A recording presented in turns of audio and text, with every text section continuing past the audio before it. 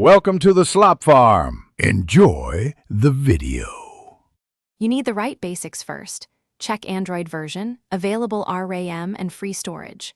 Once done, update both Parallel Space and the game to remove compatibility bugs. Next, open Parallel Space and grant required permissions, storage, phone, overlay, because without them the game can't access files or draw over other apps.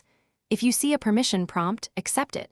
If not, go to settings manually. These steps fix most launch failures caused by missing requirements or outdated app components. Now dive into configuration.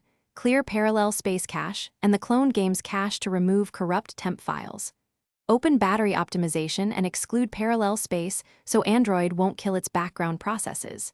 If Parallel Space offers a 64-bit plugin or architecture options, match the cloned game's architecture.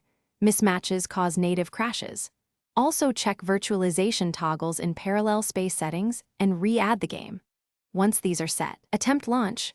The app should initialize its sandbox and load to finish. If the game still won't run, remove the cloned instance and recreate it.